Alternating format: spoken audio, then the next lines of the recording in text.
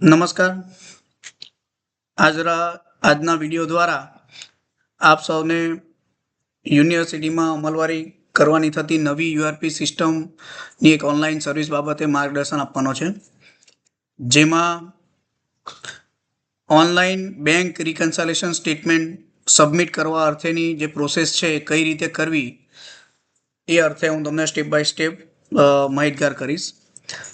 Online bank રિકન્સાઇલેશન statement જમા કરાવવાની જે સિસ્ટમની અમલવારી થવાની છે આવતા મહિનાથી, તો એ પહેલાં આપણે ઘણી વખત દરેક કચેરીઓને યુનિવર્સિટીમાં બેંક રિકન્સાઇલેશન સ્ટેટમેન્ટ સમય મર્યાદામાં કઈ રીતે જમા કરાવવા એ અર્થે વારંવાર પરિપત્ર કરી, ઈમેલો કરી જાણ કરવામાં આવેલ છે. તો એનો ફર્સ્ટ પરિપત્ર આપણે 2022ની અંદર કરવામાં આવેલો હતો, ત્યાર પછી 2023 અને 2024ની અંદર. તો 2022ની અંદર જે પરિપત્ર કરેલો હતો એમાં ફોર્મેટ સહિત, એટલે કે દરેક પરિપત્રોમાં આપણે આ પત્રકો અહીંયા સામેલ રાખીને મૂકેલા જ છે, જેના સોફ્ટ કોપી સ્વરૂપે દરેકને ઉપલબ્ધ કરાવેલા છે. અને આ જ અંગેનો પરિપત્ર 2013ની અંદર પણ કરવામાં આવેલો હતો કે બેંકનું જે મેળવણું છે એ કરવા અર્થે તમારે કયા પ્રકારના ફોર્મેટમાં અને કઈ માહિતીઓ સાથે આ બધી માહિતીઓ અત્રેની કચેરીને મોકલાવાની છે, તો એ બાબતનો પરિપત્ર કરવામાં આવેલો હતો. પણ અનુભવે ધ્યાનમાં આવેલું છે કે આ બાબતની અમલવારી દરેક કચેરીઓ દ્વારા દરેક બેંક માટે કરવામાં આવતી નથી. તો દરેક કચેરીઓ દરેક બેંક માટે આ અમલવારી કરે, દરેક પ્રકારની બેંક, જેમાં આપ સૌ જાણો છો કે હાલમાં ફંડિંગ એજન્સી તરફથી ક્રેડિટ લિમિટ માટે પણ નવી બેંકો ઓપન કરવામાં આવે છે. ત્યાર પછી લિક્વિડ ફંડ માટે પણ આપે છે. ઘણી વખત એવું પણ થાય છે કે ફંડિંગ એજન્સી પોતાને, એટલે કે સેન્ટ્રલ લેવલે બેંક એકાઉન્ટ રાખે છે, ફક્ત લિમિટ ફાળવીને આપણને જાણ કરે છે કે તમે આટલી લિમિટમાં ખર્ચ કરી શકશો. તો આવા બધા કેસો માટે પણ હાલમાં જ અત્રેની કચેરી દ્વારા લોકલ ફંડ કચેરીને પાસે માર્ગદર્શન માંગવામાં આવેલું હતું કે આવા બધા જે કેસો છે જેમાં ક્રેડિટ લિમિટ હોય અથવા તો ફંડિંગ એજન્સી, આપણી પાસે બેંક એકાઉન્ટ જ નથી અને ફંડિંગ એજન્સી આ બેંક એકાઉન્ટનું મેનેજમેન્ટ કરે છે, તો આવા કેસો માટે પણ અમારે કેશબુક નિભાવવાની થાય. તો એમના દ્વારા સ્પષ્ટ જણાવેલ છે કે તમારે કમ્પલસરી કેશબુક તો દરેક બેંક માટે નિભાવવાની રહેશે જ. બરાબર. એટલે આપણા કંટ્રોલમાં, એટલે કે આપણા નામે બેંક એકાઉન્ટ ખોલેલું હોય કે ફંડિંગ એજન્સીના નામે હોય, તમારે કમ્પલસરી આ દરેક બેંકો માટે અને દરેક સ્કીમો માટે સેપરેટ એકાઉન્ટ જે બી છે એના માટે કમ્પલસરી બેંક એકાઉન્ટ કેશબુક મેનેજમેન્ટ કરવાનું રહેશે. તો આપ સૌ જાણો છો એ પ્રમાણે ફોર્મેટોથી બધા તો માહિતગાર છો, તો એના માટે મારે કંઈ વિસ્તૃત માહિતી આપવાની જરૂર નથી. ફક્ત ઓનલાઈન સર્વિસ કઈ રીતે આપણે ઉપયોગમાં લેવાની છે, તો આજ પછી જે આજનો રોજ જે આ પરિપત્ર થનાર છે એમાં ઉલ્લેખ કરેલ છે કે ચાલુ નાણાકીય વર્ષના ફેબ્રુઆરી માસથી આ બાબતની અમલવારી કરવાની રહેશે.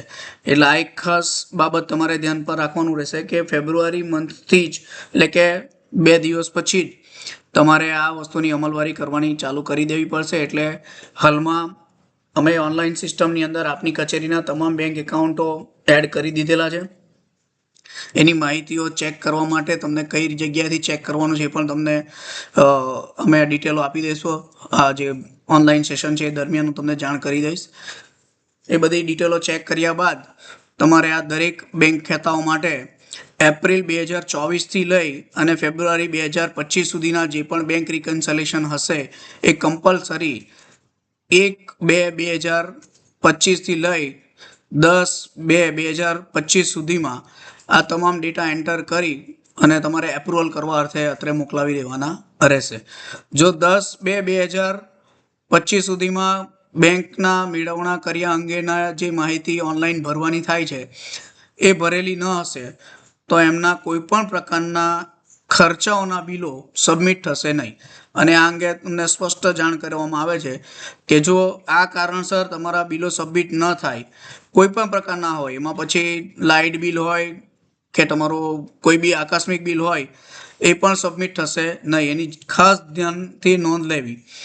અને આ બાબતે કોઈ પણ તકલીફ જણાય ડેટા એન્ટ્રીમાં અથવા તો કોઈ સોફ્ટવેરની ખામી જણાય તો અત્રે અચૂક સમય મર્યાદામાં જાણ કરી દેવી, જેથી કરીને આપને આપની સમસ્યાનું જે બી સમાધાન હોય એ આપી શકાય.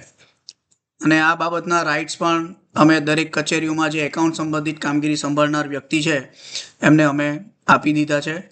બરાબર છે. તો હવે ઓનલાઈન સિસ્ટમમાં ડેટા કઈ રીતે એન્ટર કરવાના છે એ વન બાય વન આપણે જોઈશું. ફર્સ્ટ જેમણે એન્ટર કરવાના છે આ ડેટા, એમણે પોતાનું SSO લોગિન કરવાનું રહેશે. જેમ કે હાલમાં અત્રેની કચેરી ખાતે આ જીનલભાઈ છે એ અમારી જે ઘણી યુનિવર્સિટી લેવલની જે બેંક છે એમના બેંક રિકન્સાઇલેશન એમના દ્વારા કરવામાં આવે છે. તો એમણે એક બેંક એકાઉન્ટ છે એની ડેટા એન્ટ્રી કરવી હોય તો સ્ટાર્ટ કઈ રીતે કરવાનું છે? તો ફર્સ્ટ તમારે URP સોફ્ટવેરની અંદર પોતાનું યુઝર છે તો યુઝર મેનેજમેન્ટમાં જશે. આમને યુઝરના રાઇટ્સ પણ છે અને મોડ્યુલના રાઇટ્સ પણ છે, એટલે બે રાઇટ્સ જોવા મળ્યા હતા. તમારે ફક્ત સીધું ફાઇનાન્શિયલ એકાઉન્ટિંગના રાઇટ્સ હશે તો ફાઇનાન્શિયલ એકાઉન્ટિંગ જોવા મળશે. આપ જોઈ શકો છો કે જીનલભાઈને ફાઇનાન્શિયલ એકાઉન્ટિંગની અંદર FAMS સેટિંગ કરીને એક મેનુ ઓન થઈ ગયું છે, જેની અંદર બેંક મેનેજમેન્ટ સેટિંગ્સ છે, જેમાં ફર્સ્ટ એક મેનુ જોવાનું મળશે બેંક રિકન્સાઇલેશન સબમિશન. જેના ઉપર ક્લિક કરતા એમને જેટલી પણ કોલેજના જેટલા DDOના રાઇટ્સ હશે એ ડ્રોપ લિસ્ટમાં જોવાનું મળશે. આમ તો જનરલી દરેક DDO માટે ફક્ત દરેક કચેરીઓ માટે ફક્ત એક જ DDOના રાઇટ્સ જોવાના મળશે. આમને બે DDOના રાઇટ્સ આપ્યા છે, એટલે એમને controller office plus account officer કેશનું પણ એમને DDO તરીકેનું જોવા મળે છે. હાલ જે બેંક એકાઉન્ટ છે એ આપણે કન્ટ્રોલર ઓફિસમાં મેપ કરેલું છે, એનું યુનિટ પણ controller office of the controller આવશે. એમાં જેટલા પણ બેંક એકાઉન્ટ મેપ હશે એ દરેક બેંક એકાઉન્ટ જોવાના મળશે.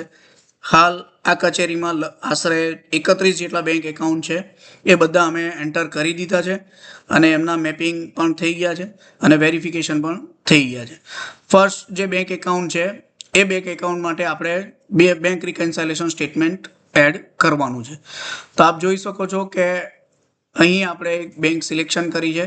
જે બેંક સિલેક્શન કરીને છે એ બેંક માટે ફક્ત એક જ મંથ જોવાનો મળશે. માની લો કે અહીંયા આપણે એપ્રિલ મહિનાનું સબમિટ કરી દીધું છે તો મે જ મહિનો આવશે, મેનું સબમિટ કરી દીધું છે તો જૂન જ આવશે, બીજા કોઈ મંથ ડ્રોપ થયેલા જોવાના મળશે નહીં. એટલે આ રીતની આપણે કન્ડિશન મારી અને સોફ્ટવેરમાં સિસ્ટમ બનાવી દીધી છે.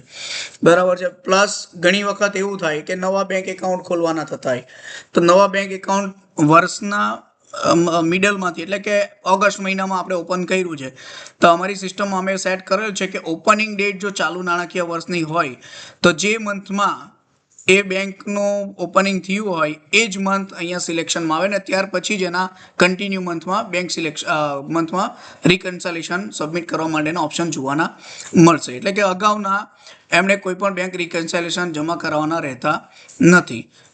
તો આપ જોઈ શકો છો કે આ ઓલરેડી આગળનું ઘણા વર્ષો આગળનું બેંક એકાઉન્ટ છે, એટલે એપ્રિલ મહિનાથી ચાલુ થયું છે.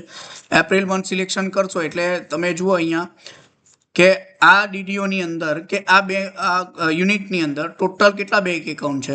તો 33 બેંક એકાઉન્ટ છે. એમાંથી BRS એપ્રિલ મહિના માટે કેટલી બેંકના સબમિટ થઈ ગયા છે? તો 3 બેંકના સબમિટ થઈ ગયા છે અને 30 બેંકના BRS સબમિટ કરવાના બાકી છે. બરાબર છે. એટલે આ રીતનો ડેટા તમારી ઓફિસનો બરાબર છે કે નથી એ તમારે ચેક કરી લેવાનો રહેશે. ભવિષ્યમાં અહીં તમને આઈ બટન જે આપ્યું છે એના ઉપર ક્લિક કરશો તો આ રીતે તમને જેટલી બેંક છે રજિસ્ટર થયેલી 33 બેંકના રજિસ્ટ્રેશન ડિટેલ તમને અહીંયાથી જોવાના મળશે અને અહીંયાથી જ તમારે આ વેરિફિકેશન કરી લેવાનું છે કે બેંકની ડિટેલો સાચી છે કે નથી. અહીંયા જે ભવિષ્યની વાત કરી એની અંદર જે બેંકની ડિટેલ વિસ્તૃત ડિટેલ જોવું હોય એના ઉપર ક્લિક કરશો તો એક PDF રિપોર્ટ આવી જશે અને એ PDF રિપોર્ટ ઉપરથી બેંકની દરેક ડિટેલો આપ ચેક કરી શકશો. હાલ તો તમારે બેંક એકાઉન્ટનું નામ અને બેંક એકાઉન્ટ નંબર અને એની જે બેંક છે એ બરાબર છે એ પરફેક્ટ સિલેક્શન થયેલી છે કે એને અમારી પાસે જે માહિતી છે એ પ્રમાણે સાચી છે કે નથી એ તમારે ખાસ ચેક કરી લેવાનું રહેશે. બરાબર છે. તો આ રીતે બેંકના ચેકિંગ કરવાના રહેશે. હવે આપણે આગળ ચાલીએ તો જુઓ કે રોજમેળ એટલે કે કેશબુક પ્રમાણે બંધ સિલેક્ટ કરેલ માસની છેલ્લી તારીખ પ્રમાણે એટલે કે એપ્રિલ માસ જે છે એની છેલ્લી તારીખ જે છે લાસ્ટ તારીખ એટલે કે 30/4/2024 આપણે આ રોજમેળ પ્રમાણે બંધ સિલક કઈ છે એ અહીંયા દર્શાવવાની રહેશે. 1495195739.62. પોઈન્ટમાં આપની અમાઉન્ટ હશે તો કમ્પલસરી પોઈન્ટમાં દર્શાવવાની રહેશે. ત્યારબાદ આપણે જે પ્રમાણે બેંક રિકન્સાઇલેશનનું ફોર્મેટ આપ્યું છે એમાં જે કોલમમાં જે પણ ડેટા આવતો હોય તમારા રિકન્સાઇલેશન મુજબના એ પ્રમાણે ડેટા એન્ટર કરવાના રહેશે. જ્યાં ડેટા નથી આવતો ત્યાં કમ્પલસરી 0 કરી દેવાનું રહેશે. 4 5 ફર્સ્ટ કોલમમાં છે ને ડેટા 4 5 9 1 9 1 9 1 5 9 1 5 0 ઓકે. એટલે જો 0 0 હોય તો પોઈન્ટ લખવાની જરૂર રહેતી નથી. ત્યાર પછી સેકન્ડ ખમાં 0 છે. ઓકે. ગમાં 0 છે. ગમાં 279. ઓકે. હા, એટલે છમાં તો 0 આવે. આપણે આ ચ નામનું જે કોલમ છે એ વધારેનું એડ કર્યું છે આની અંદર.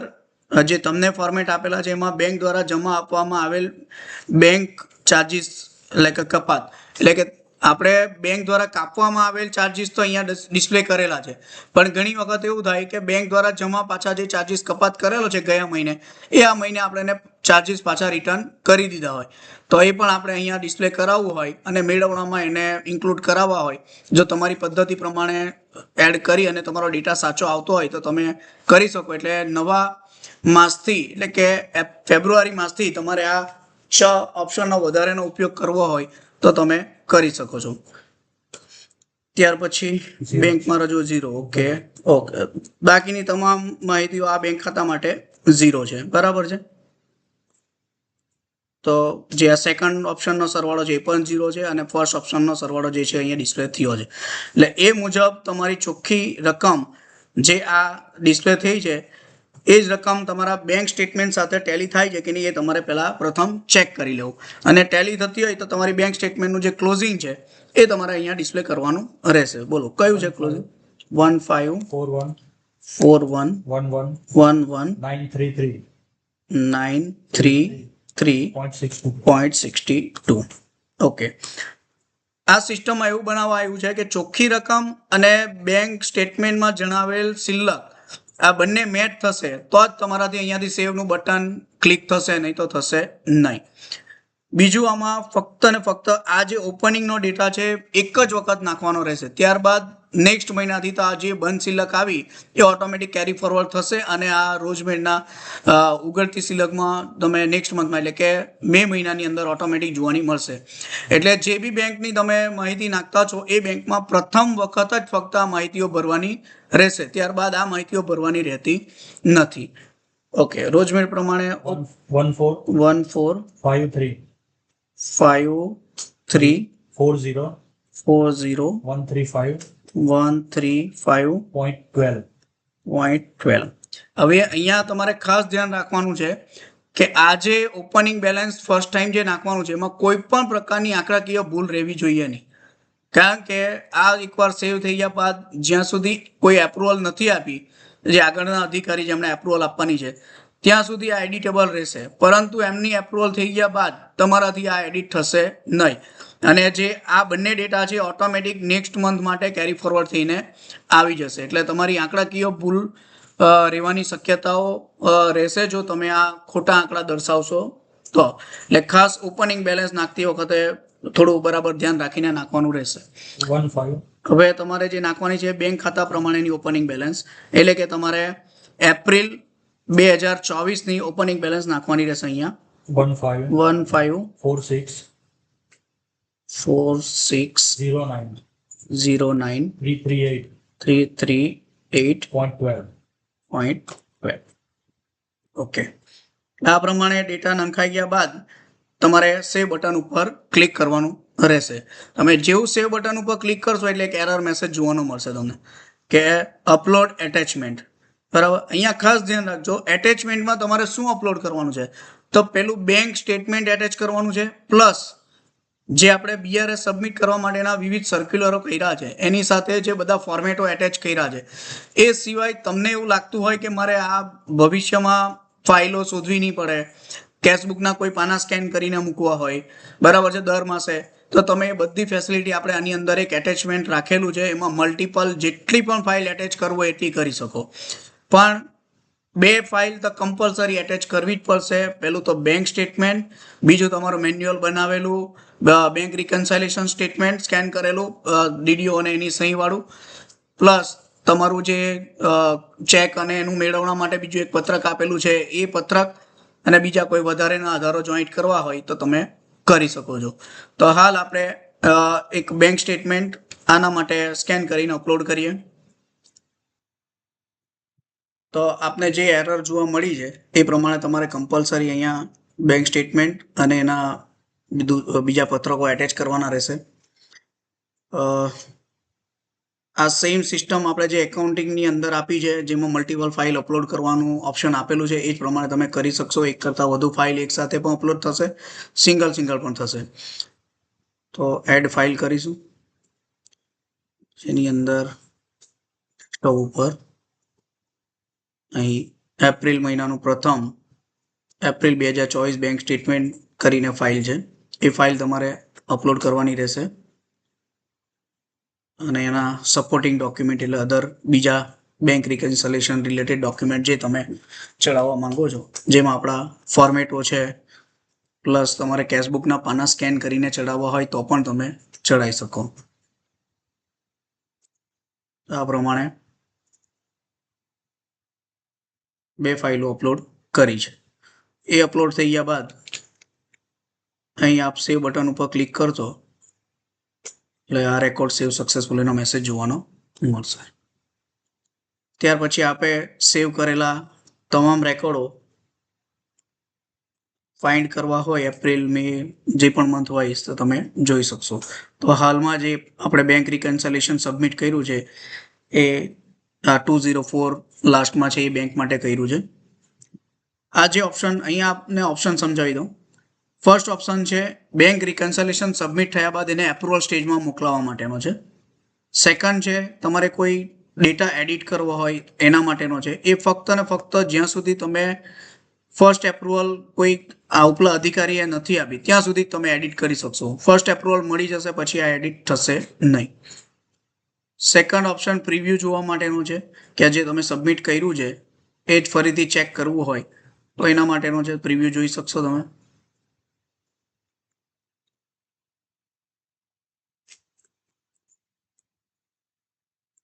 ત્યાર પછી એન્ટ્રી ડિલીટ કરી દેવી હોય, પ્રિન્ટ કરવું હોય. હાલ પ્રિન્ટ ઓપ્શન આપણે યુઝ કરવાનો રહેતો નથી, બરાબર, કારણ કે પ્રિન્ટ ફોર્મેટમાં આ વસ્તુ આપણે જોઈતી જ નથી અને મોકલવાની બી નથી. ત્યાર પછી એટેચમેન્ટ ચેક કરવા હોય તો એટેચમેન્ટ ઉપર ક્લિક કરી આપણે અપલોડ કરેલા બંને એટેચમેન્ટ ડાઉનલોડ કરીને ચેક કરી શકો. ડિલીટ કરવા હોય ડિલીટ કરી શકો, નવા એડ કરવા હોય નવા એડ કરી શકો. ત્યાર પછી લોગ વ્યૂનું ઓપ્શન છે, કે એપ્રુવલ સ્ટેજમાં સેન્ડ કર્યા પછી કયા અધિકારીએ કઈ કમેન્ટ સાથે એને એપ્રુવ કર્યું છે, ડિસએપ્રુવ કર્યું છે, તો એ સિસ્ટમ જોવું હોય, એનો લોગ જોવો હોય તો એના માટેનો ઓપ્શન છે. તો હાલ એ ઓપ્શનો આપણે ફરીથી પાછા રિવ્યૂ કરશું એપ્રુવલ આપ્યા બાદ. પણ ફરીથી આપણે જેમ એપ્રિલ મહિનાનું સબમિટ કર્યું છે એ જ પ્રમાણે મે મહિનાનું સબમિટ કરશું. બેંક સિલેક્શન કરી આપ જોઈ શકો છો કે એપ્રિલ મહિનો નીકળી ગયો છે અને ત્યાર પછીનો જે નેક્સ્ટ મંથ છે એ જ જોવાનો મળશે. એટલે ડિલીટ કરવું હશે તો પણ તમે મે મહિનાનું એન્ટર કરી દીધા પછી એપ્રિલ મહિનાનું કોઈ પણ રેકોર્ડ ડિલીટ કરી શકશો નહીં, એડિટ પણ નહીં કરી શકશો, બરાબર છે. એટલે આ બધી કન્ડિશનો પણ મૂકેલી છે. એટલે જ્યાં સુધી એક મંથનું ટોટલી વેરિફિકેશન થઈ ગયા બાદ જ તમારે એપ્રુવલ સ્ટેજમાં મોકલાવવાનું છે અને પછી જ તમારે મે મહિનાની એન્ટ્રી કરવાની છે. એપ્રુવલ સ્ટેજમાં મોકલાવ્યા પહેલા તમે દરેક મંથની એન્ટ્રી કરવું હોય તો કરી શકશો, બરાબર. તો અહીંયા આપ જોઈ શકો છો કે મે મહિનો સિલેક્શન કર્યો છે. મે મહિના માટે સિલેક્ટ કરેલ માસની છેલ્લી તારીખ પ્રમાણેનું કેશબુકની બંધ સિલક તમારે એન્ટર કરવાની રહેશે. 1475 05 501.47. Okay, okay. તમારે આ એન્ટર કર્યા પછી જે બાકીની ડિટેલ છે એઝ ઇટ ઇઝ આપણે ભરવાની રહેશે. 0 0 0 280 ગ ની અંદર 280 બાકી બધું 0.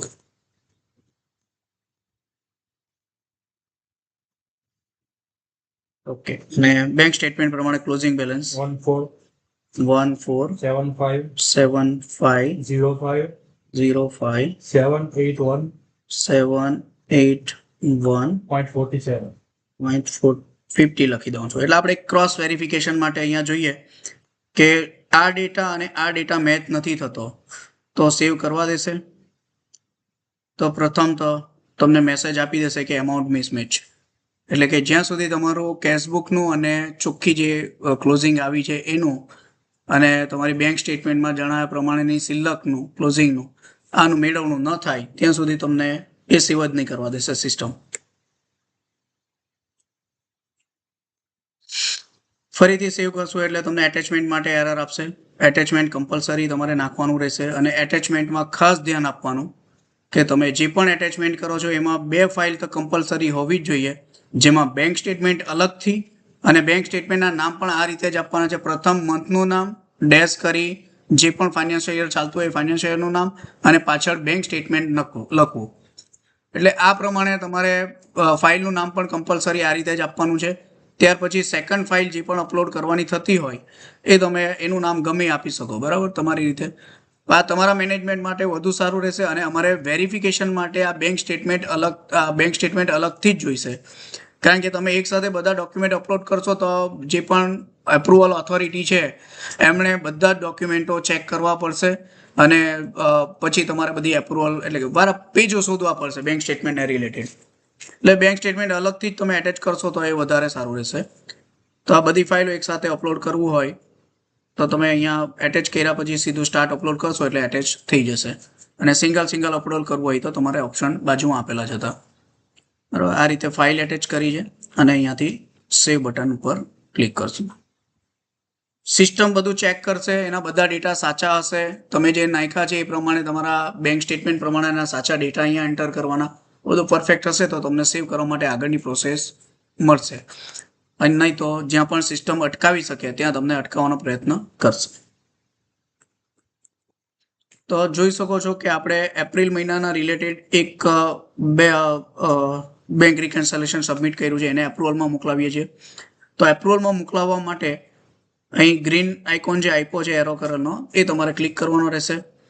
ત્યાર પછી કોણે એપ્રુવલ આપવાની છે તો આપ જોઈ શકો છો કે 3 નંબર એટલે કે કમ્પ્ટ્રોલરના અંડરમાં જે યુનિવર્સિટી લેવલના જેટલા પણ બેંક એકાઉન્ટ છે એના માટે ડીડીઓ કોણ છે તો એકાઉન્ટ ઓફિસર કમ્પ્ટ્રોલર પોતે જ એના ડીડીઓ છે.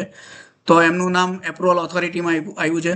જે કચેરીના જે ડીડીઓ છે બાય ડિફોલ્ટ આવી જશે, અહીંયા કોઈ સિલેક્શન કરવાની રહેતી નથી.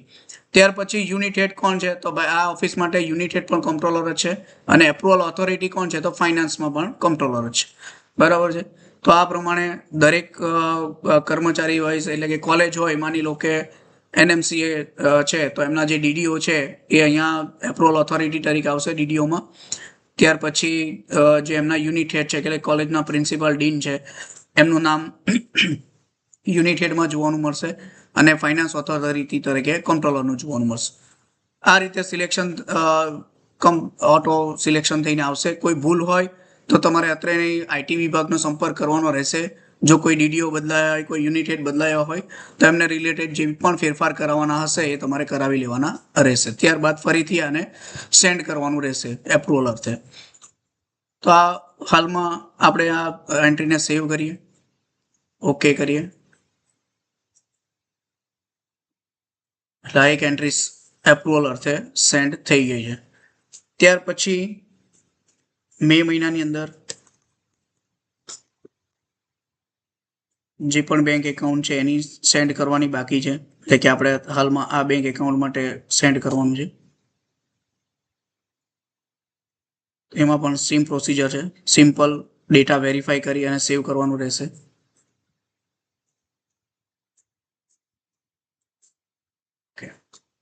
બે એન્ટ્રી આપણે એપ્રુવલ માટે મોકલાવી દીધી છે.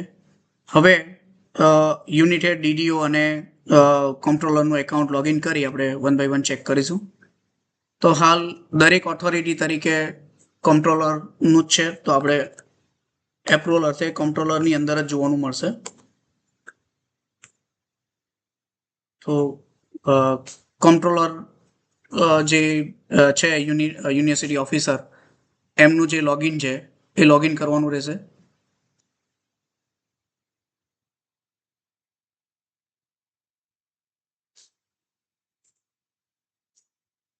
એટલે કે આ જે પ્રોસિજર છે દરેક એપ્રુવલ ઓથોરિટી માટે સેમ રહેશે.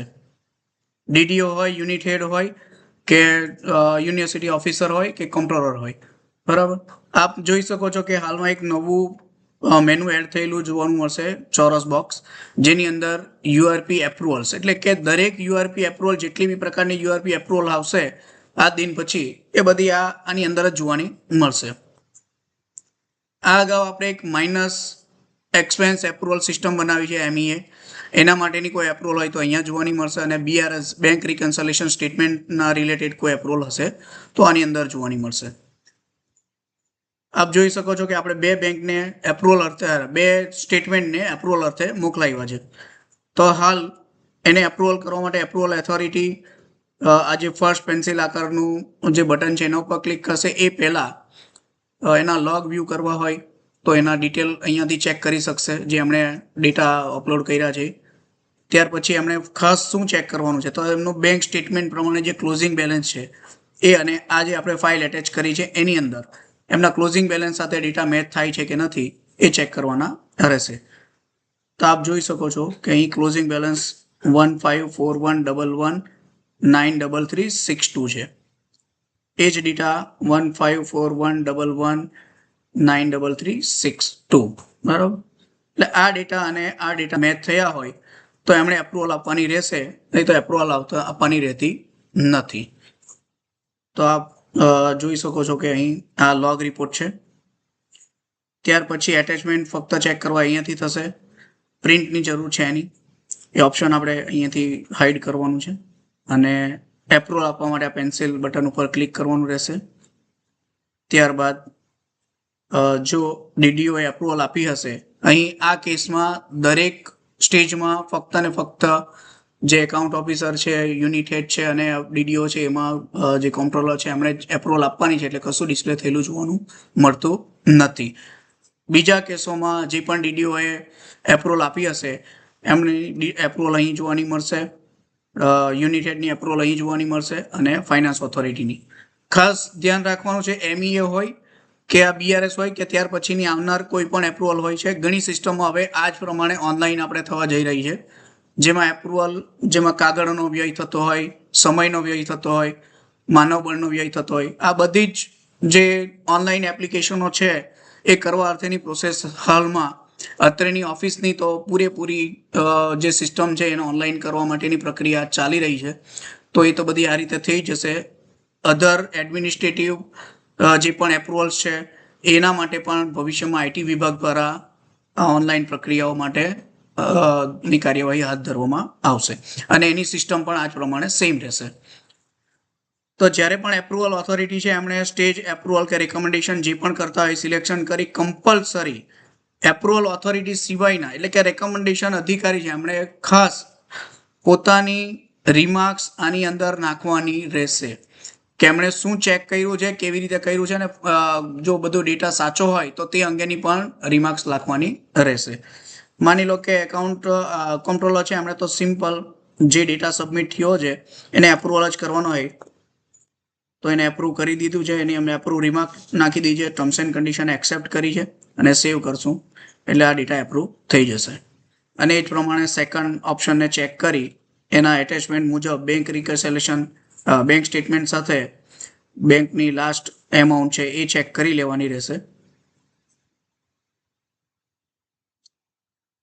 જે ક્લોઝિંગ બેલેન્સ છે 1475057847 7847. ઓકે, આ ડેટા ચેક થઈ ગયો છે, બધો ફાઉન્ડ કરેક્ટ છે. તો અહીં એપ્રુવડની રિમાર્ક્સ નાખી સેવ કરીશું. તો આપ જોઈ શકો છો કે યુનિવર્સિટી ઓફિસર છે અથવા તો જે પણ એપ્રુવલ ઓથોરિટી છે એમના દ્વારા એપ્રુવલ કરી દેવામાં આવેલી છે.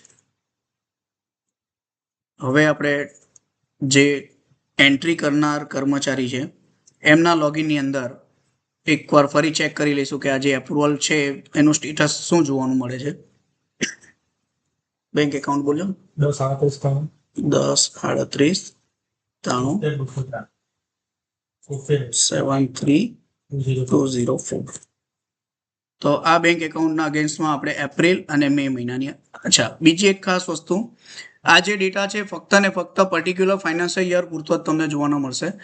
અગાઉના એટલે કે આ ફાઇનાન્શિયલ યર પછી તમારે જ્યારે બી 24-25નો ડેટા જોવાનો હોય તો કમ્પલસરી તમારે ફાઇનાન્શિયલ યર અહીંયાથી 24-25 ચેન્જ કરવાનું રહેશે. એટલે કે આપણે 25-26ના ફાઇનાન્શિયલ યરમાં જ્યારે એન્ટર થશું ત્યારબાદ જૂના વર્ષના બેંક રિકન્સલેશન જોવાના હોય તો તમારે કમ્પલસરી અહીંયાથી ફાઇનાન્શિયલ યર ચેન્જ કરવાનું રહેશે. એ ખાસ ધ્યાન રાખવું. હવે જોઈએ છે, જો આપણે આના ઉપર આ બટન ઉપર રોલ ઓવર કરીએ તો મેસેજ આવે છે કાન્ટ એડિટ, એટલે કે તમે એડિટ કરી શકશો નહીં. અહીં પણ કાન્ટ ડિલીટ, એટલે ડિલીટ કરી શકશો નહીં. અને અપલોડ એટેચમેન્ટ કરશો તો અહીં તમે નવા એટેચમેન્ટ એડ કરવા હશે તો તમે પાછળથી પણ કરી શકશો, પણ ડિલીટ કરી શકશો નહીં. બરાબર છે, એટલે આટલું તમારે ખાસ ધ્યાન પર રાખવાનું રહેશે. તો સિમ્પલ પ્રોસેસ છે. સમજાવવામાં વિડીયો લાંબો થાય છે પણ પ્રોસેસ એકદમ નાની છે, જે તમે ઓલરેડી કરો જ છો. પણ ટાઈમમાં પ્રોસેસ પૂરી થાય એ સંદર્ભે online verification plus multi level ઉપર જે ચેકિંગ કરવાનું થતું હતું, સબમિશન કરવા માટે જે પ્રોબ્લેમ થતા હતા અને ટાઈમલી સબમિટ થતું નહીં હતું, બેંક રિકન્સલેશન સમય મર્યાદામાં ઘણી કચેરીઓ દ્વારા કરવામાં નથી આવતા, કેશબુક નિભાવવામાં પણ લેટ થાય છે. તો આ બધી જ બાબતોને આપણે ધ્યાને રાખી અને એમાં જેટલું સરળ થાય એ પ્રમાણેના સિસ્ટમ બનાવવાના પ્રયત્નો કર્યા છે. તો દરેકને મારી નમ્ર વિનંતી કે તારીખ 1થી લઈ 10 તારીખ સુધીમાં આ ફેબ્રુઆરી મંથ પછી તો તમારે 1 મહિનાની જ એન્ટ્રી કરવાની રહેશે, પણ ફેબ્રુઆરી મંથ પહેલા જેટલા બી અત્યાર સુધીના જે આપણા મંથ ગયા છે, એટલે કે એપ્રિલથી લઈને જાન્યુઆરી સુધીના આ તમામ મંથોની તમામ બેંકોની તમારે માહિતી અપલોડ કરવાની રહેશે. અને આ બધી બેંકોની એપ્રુવલ પર તમામ ડીડીઓએ આપવાની છે, તમામ યુનિટેડે પણ આપવાની છે, પ્લસ મારે એટલે કે કંટ્રોલરે પણ આપવાની છે. એટલે ખાસ ધ્યાન રાખજો કે દરેક યુનિટે તો ફક્ત પોતાની ઓફિસની જ એપ્રુવલ આપવાની છે, જ્યારે કંટ્રોલર ઓફિસે તો આવા 1000 જેટલી એન્ટ્રીઓ એપ્રુવલ આપવાની રહેશે. 1000થી વધે પણ, કારણ કે 30 એકાઉન્ટ તો ફક્ત ને ફક્ત અમારી જ ઓફિસ, 33 એકાઉન્ટ તો કંટ્રોલર ઓફિસના જ છે. એટલે દરેકને વિનંતી કે આ કામમાં ડિલે ન કરે અને પોતાનું કામ સમય મર્યાદામાં પૂર્ણ કરે. Thank you. અને જો તમારે આના વિશેષ કંઈ હજી વધારે માર્ગદર્શનની જરૂર હોય તો અત્રેની કચેરીનો રૂબરૂ સંપર્ક કરી લેવાનો અને જે પણ મૂંઝવણ હોય એનું સમાધાન મેળવી લેવું. Thank you. આભાર.